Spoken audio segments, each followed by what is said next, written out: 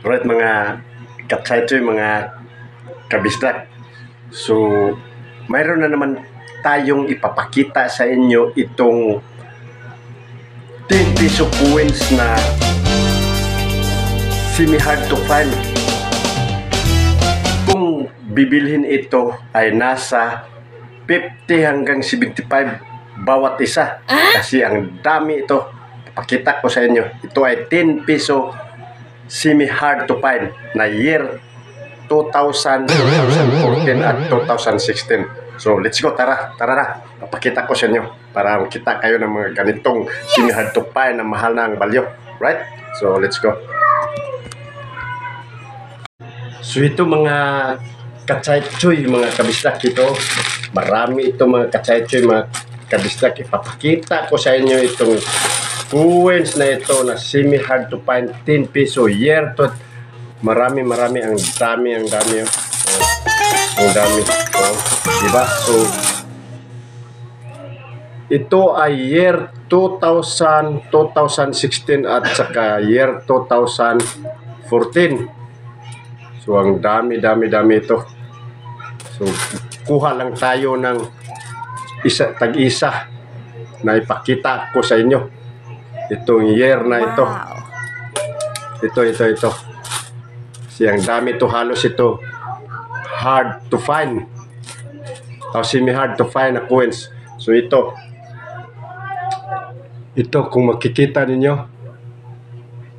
Paklaro. Ito ay year 2000. Year 2000. Diba? Portrait kay Apolinario Mabini at saka Andres Bonifacio. So itong 10 peso na ito, yan ang portrait sa kanila, Andres Bonifacio at saka Apolinario Mabini. So ito ang yang likuran. At ito naman ang year 2014.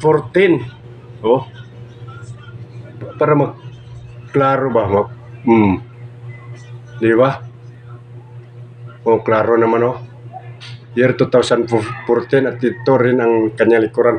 At ito naman ang year 2016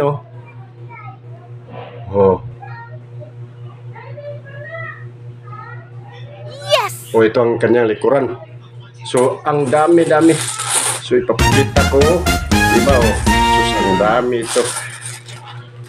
Nabili ko ito ng tag 50. Pero kung magkano ito, 50 hanggang 75 ang isa, lalo na pag